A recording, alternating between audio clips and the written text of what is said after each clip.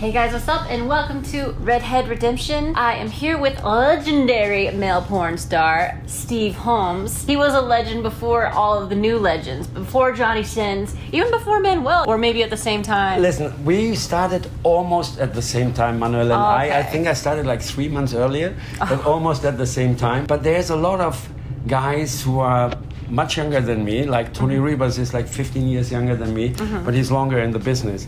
Because he started when he was 18 and I started when I was almost 36. That's insane. Okay, that makes so much sense. Yeah. So, I actually met Steve on my very first porn shoot for when I was the Wall Street chick or whatever, and I loved him to death. Never got the opportunity to work with him, but he actually has a YouTube channel himself. He does a lot of BTS and interviews with porn girls because he happens to be a very talented cinematographer and director for content and is willing to work with us on Vuli, which is super duper cool. So thought I'd introduce you. Explained the whole concept and I loved it. I think it's really clever. So I'll put the link to his channel in the description, and yeah, hope you enjoy the video. First thing, most obvious question, how did you get into porn at age 36? I know you said you were in IT before. I was always a very sexual person. I was always a swinger since I'm a teenager. The legal age of consent in Germany is 14, so I can talk about that. Everything was legal what I did. And I always liked porn. Probably like most guys, when they watch porn, they wish they would be the guy who was in the scene. Absolutely. When I was 35, I was thinking to myself, I mean,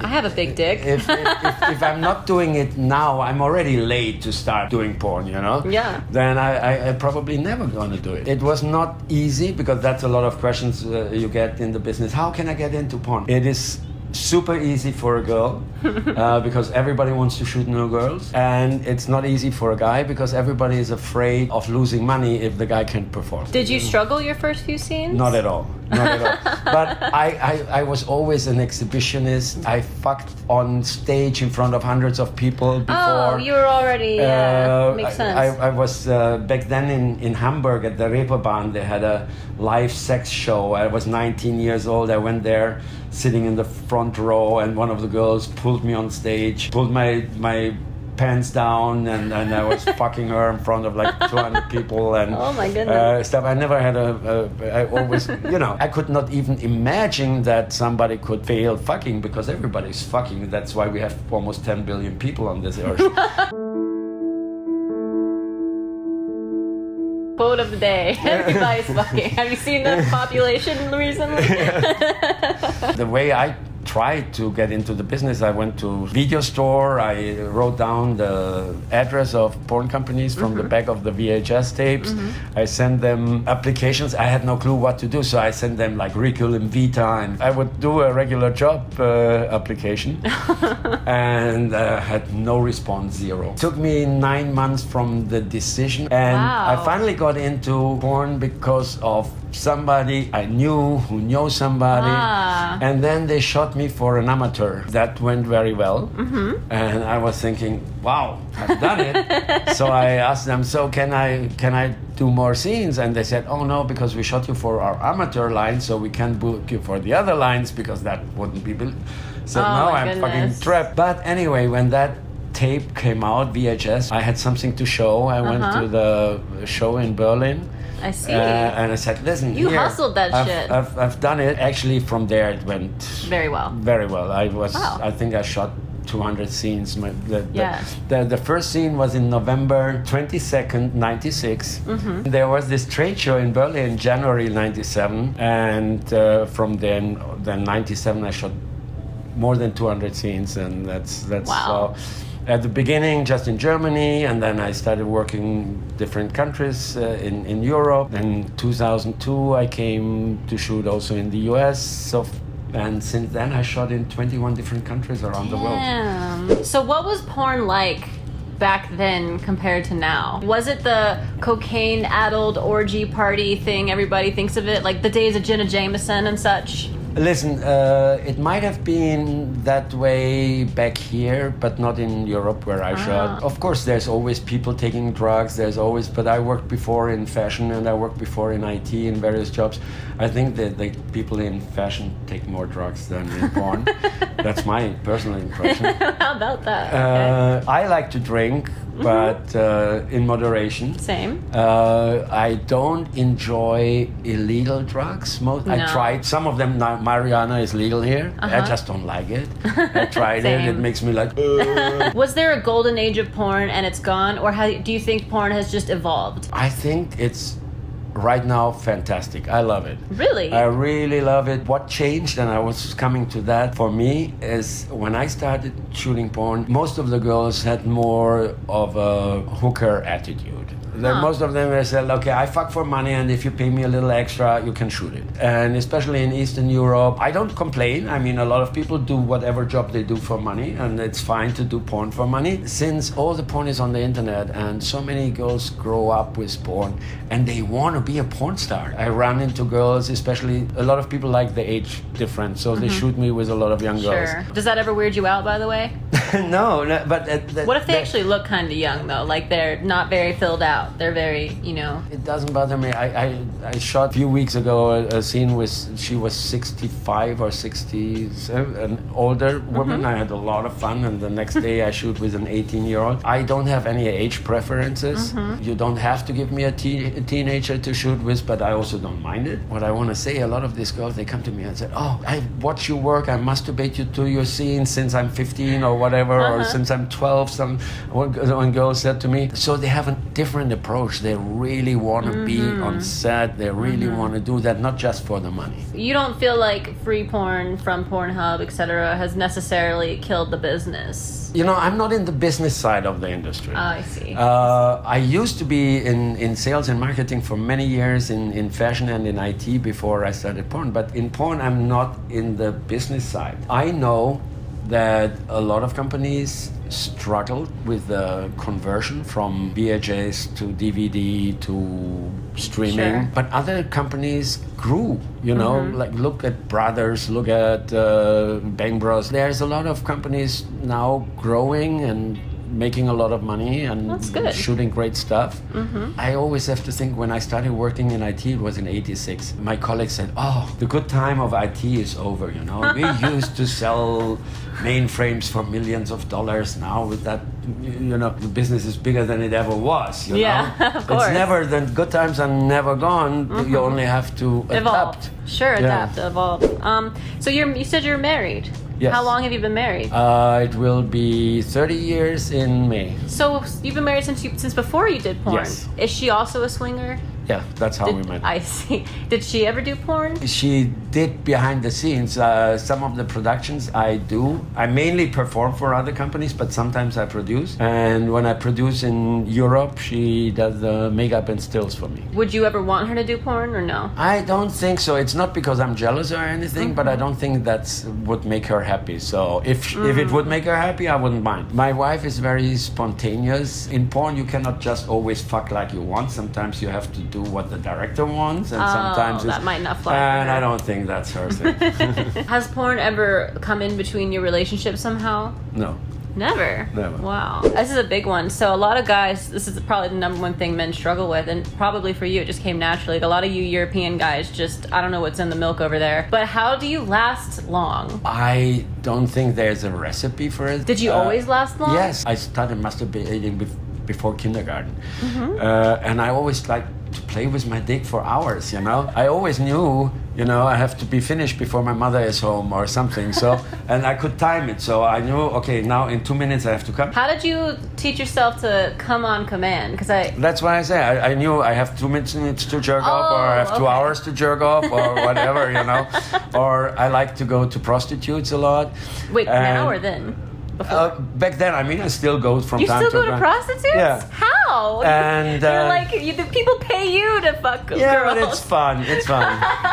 So you book a girl for half an hour, and then I try to get the most of it. So I came exactly at 29 minutes. That's amazing. Have you ever felt like true intimacy with like a porn girl, like in a scene where it wasn't just fucking, it was like something more? I try to have that with everybody every time. It's not always working, but I want to fall in love with the girl I'm fucking for this hour or whatever. Well, I think And, that's true, but I mean something more than that even. Like, not just the connection you develop with a person in order to, like, you know, build chemistry. I mean, like, did you ever work with a girl and then go home and then for a week you couldn't stop thinking about her? No, but No. but I actually I became friends with some of my porn colleagues, and we have sex off camera sometimes, and you know, or at my place or her place, or go to a swinger party. I feel like from my perspective, maybe I'm wrong. Like, a lot of these porn guys who've you guys have fucked thousands of women. It blows my mind how many women. Like, it's just, I can't even fathom. Like, I still haven't even been with 100 guys. You hit that in 1994, you know? Like, or well, girls. I mean, you've had a wife, so maybe you had that compartmentalized away for you. Yeah. But for me, I know there was like one dude that I had like feelings for in porn that it never went anywhere, but he kind of indulged me, and I wasn't sure what that was. As a guy, once you've been, you know, in this business for 10 years, like, if you were single, could you have had the kind of close, intimate relationship? Could you have viewed girls the same as if you were not in porn? I never had girls friends when I was young. I always liked to fuck girls and be friends with girls. I had a lot of female friends, but I never had like this steady relationship, and I had like friends with benefits, but not like this. Whirlwind romance It all type of changed when I met my wife, but since we are both swingers, I was always still free to have sex with others. I became friends with a lot of girls from swinger parties. You know, we fuck first, I don't even know her name. And then while we were fucking, I said, "Oh, she's nice. Maybe we can have a drink afterwards," or you know. But that is just like friends with benefits. Sure. I had plenty of those. I will say it was my favorite thing, but when I was in porn, because I'm super neurotic about like STDs and like whatever. But like, I want to fuck. I made friends with most of the porn guys. Like, any porn guy I ever worked with, I have their number, just because I'd be like, maybe we'll fuck again later, because you know, it's safe and it was fun, and I'm not gonna get, you know, abused or anything, and they're hot, and like, it makes so much sense. So I do miss that. I mean, I'm married now, so I guess I don't miss it, but I'm saying if I was single, I did really like that.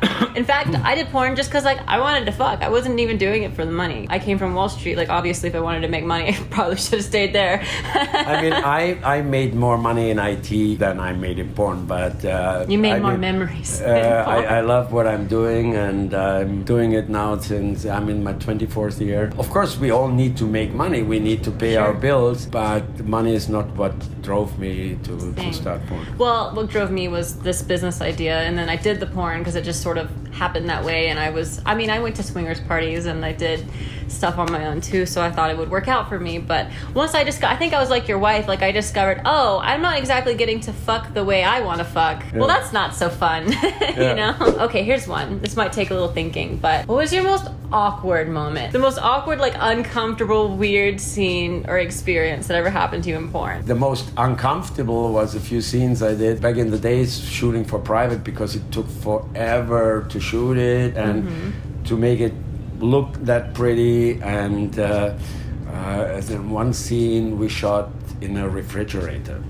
And when you're 8 hours naked in a refrigerator, you mean like a walk-in refrigerator? It was a meat locker, which is nothing else like a huge refrigerator with all the dead pigs hanging there. Hundreds. You were fucking with dead pigs in the background? The scene is beautiful. There were dead pigs in it? I'm a butcher cutting the meat, serving the people. What?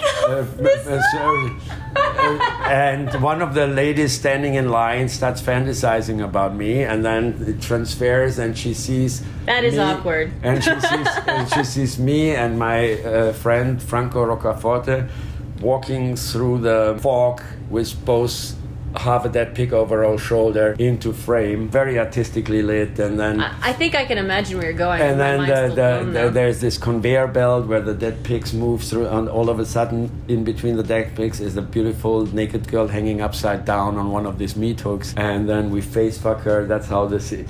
So it's very artistic, very fetishy, very beautiful, but a little pain in the ass to be naked 8 hours in a refrigerator. How'd you give your dick hard that day? Actually, it was a beautiful, warm, sunny day in Budapest. So every time we had a cut, and there's a lot of cuts in productions like this, we went out in the sun, warm up, get the dick hard again, going back to fuck. You can't think of any other really awkward stuff, like a girl is like I don't know, puking on you. Listen, or something nuts. I remember that one pooping event, but it was actually funny. I enjoyed it. I won't mention the name. I was fucking that girl and playing with her clit at the same time, and she came so hard that the whole body. And it was not an anal scene. I was fucking her in the pussy, but she was cramping up for her orgasm and shit all over the couch. And I thought it's funny. So we had to cut and clean, but then... Did she help or did everyone else do it? No, she helped and she was very embarrassed and I had to comfort her and tell her it's all good. And you still got hard after that, didn't bother you? Wow. You have been with, do you know how many girls at this point? No, I don't. I can just guess. All right, 5,000 or more? I think it's probably less. I guess it's something between 3,000 and 5,000 in that ballpark, but I'm not sure. That's amazing, man. That is a life well lived right there, sir, is what that is. Does it get boring? Do the pussies start feel the same? You've seen so many beautiful girls. Like, at a certain point, you've seen it all, right? Like, what is there to get excited about? I have 3 hobbies. One of them is fucking, obviously. The other is eating. I love eating. And food or pussy? Food. I mean pussy too. But I love food. And I tell you a secret. I eat almost every day and it doesn't get me bores me. That is an amazing analogy. I don't ever get bored of food. Don't get bored of fucking. Yeah. What was the third thing?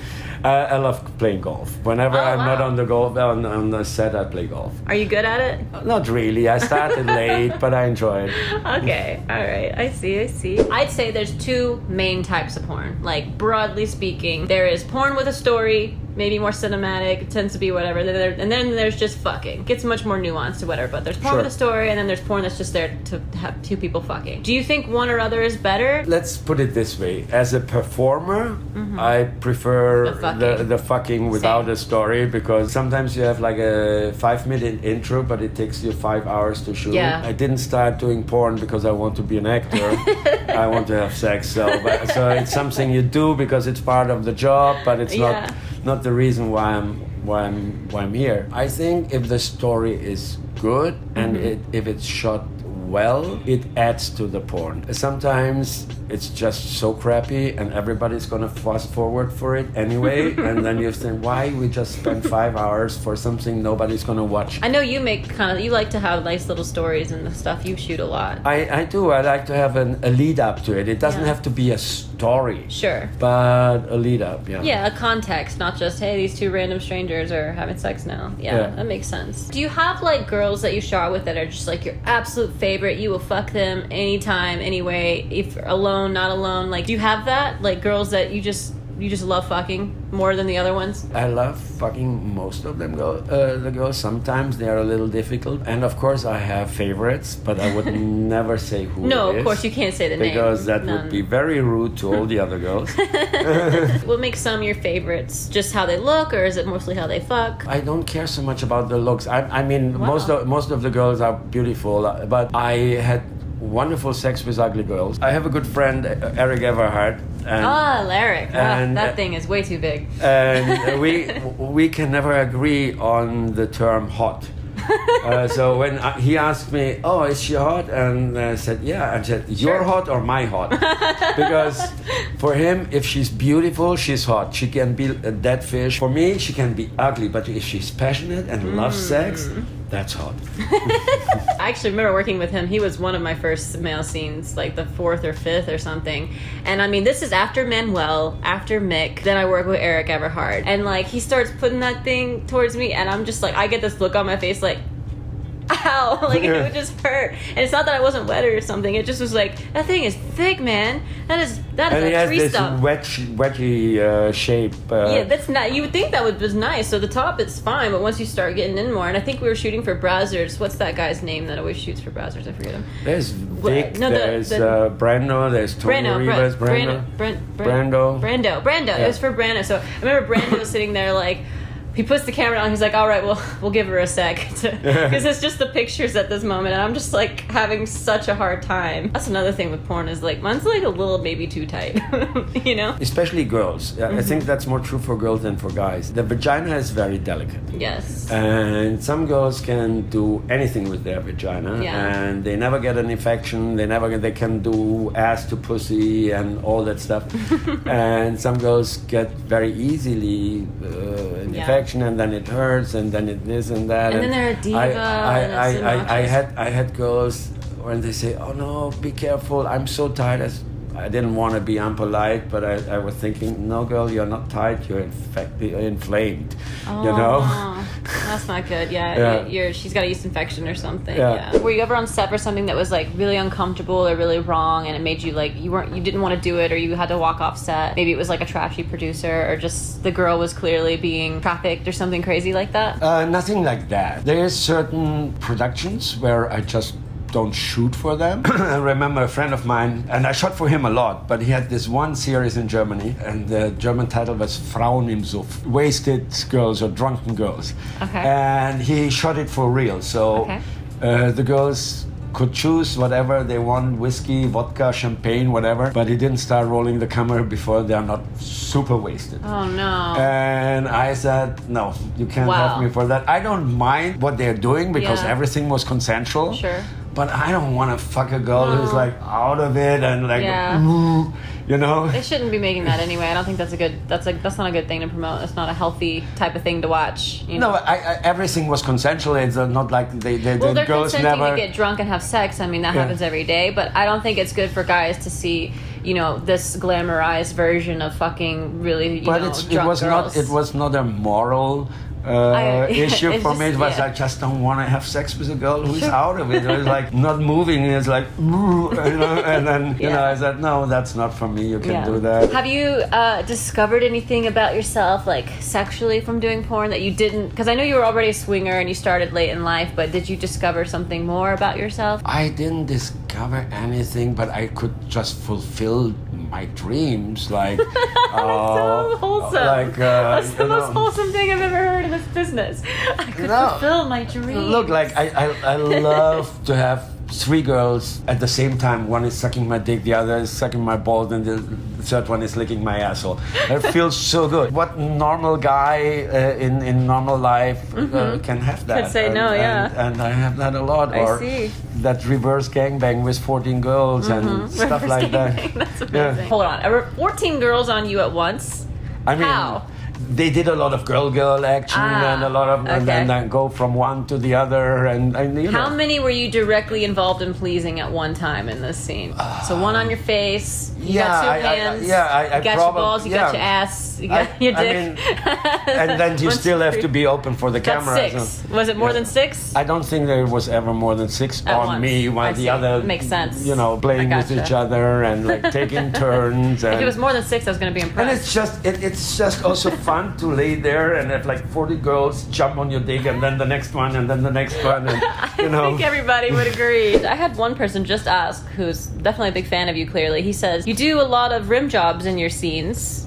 A lot. I love them. And like, you get a lot of rim jobs. He wants to know if you, like, ask before, like, how do you set that up? Because rim jobs weren't, like, such a thing. Like, people wouldn't hire me and be like, by the way, this is a rim job scene. Like, I only ever did it twice, and it was just in the moment. It's never a rim job scene. It's whenever something that they require that. They have scenes that require a cum shot. They never require a rim job. They never require a rim job. I've never been booked for, this is a rim job scene. Well, of course, but I think they say they want hardcore things like rim jobs in it, right? Never. No? Never. So you always just get these girls just lick your ass, like, no problem. Like, whenever she just does it? Look, for instance, Manuel hates it when I do that, you know. Rim jobs? No, he loves it on himself. He loves rim jobs. No, he loves it on himself, but he hates it when I do it. So wait, he hates it when you lick his ass? No, when I have the girl lick my ass. And he's in the scene. And he's in the scene because he wants to kiss her afterwards, you know. So when I do a DP scene with Manuel, I'm not gonna ask the girl to lick my ass because I know it's like, Steve, please. You know? Whenever I know the producer is okay with it and the girl is into it, Oh, I love it. I have only ever given the 2 rim jobs in the 2 porn scenes, and I don't want anything to do with a man's asshole typically. But for whatever reason, in those scenes, it just was. It's like I blacked out. Like I can't even remember licking his ass, but there's video evidence of me doing it, but I don't remember it because I just was so into it that I was just like, oh yeah, I'm gonna lick your asshole now. You know, it was like one of those. I guess that's what happens to you. All right, I have just like a final couple things before we wrap up because it's like a super long video. I wish I could just have you on all the time though. You're hilarious. These are mostly male viewers and they got to up their dick game. Like they're always trying to like fuck their girls better. And I mean, most guys are not like that good, right? So like, what are your number 1 or 2 or whatever sex tips that you wish every guy knew that they probably don't? You asked me before if sex doesn't get boring to me, and I answered about food, and the same with food and sex for me has a lot of things in common. Because never get tired of eating. Yeah, but also I like different. Even the best meal in the world, I don't want to have the same meal the next day.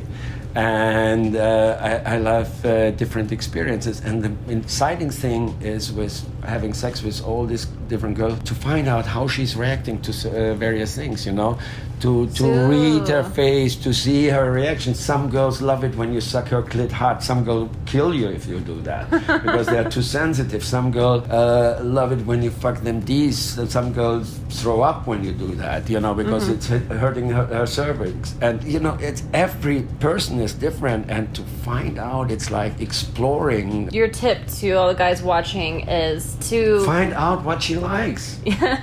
And that's how exciting. do you do that? And that's exciting. Because they think that a lot of times they say, well, what do you like? Okay, so you like it raw. Like, how do they specifically go about it in the right way to get the best input? First of all, never ask her, because what she likes, she sometimes doesn't even know what she likes before she's tried it. And second, she's not the same girl every time. You fuck the same girl 10 times in a row, and she maybe have eaten something different, or she maybe slept different, or she maybe whatever. So true, yeah. You just see how she reacts, her body, the face. That makes it exciting. So pay the fuck attention, really, and use your brain and use your feel things. Don't just go for the vagina and expect to. You really need to do a talk show. I had situations where I was booked for a scene, and then the director afterwards, he said, "Oh, I don't know why, but I've seen you doing this scene, and it was so much intense and so much harder, and I love that scene, and why didn't you do that today?" I said, "Because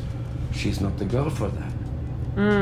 You need to do like a talk show, like Sex Talk with Steve, because I feel like we're doing one of those, you know, those like PBS specials, and he got the relaxing voice and the like demeanor and stuff, and you know, I feel like we could be talking about like, I don't know, politics or something or whatever on those talk shows, but you're talking about like rim jobs. we can talk about everything, but just not over 30 minutes on one card. No, we're good. No, I'm saying you should, because you remind me of like a PBS special. So definitely go subscribe to Steve. He's got a lot of really interesting, cool behind-the-scenes type of videos that you probably wouldn't normally find on YouTube, because he's not like a clickbaity type of channel. So yeah, hope you guys enjoyed. Thanks for listening to our motherfucking faces today, and bye. Thanks for taking the time, because that was a long clip. I don't know how many people are still on it, because You'd be surprised. Bye bye.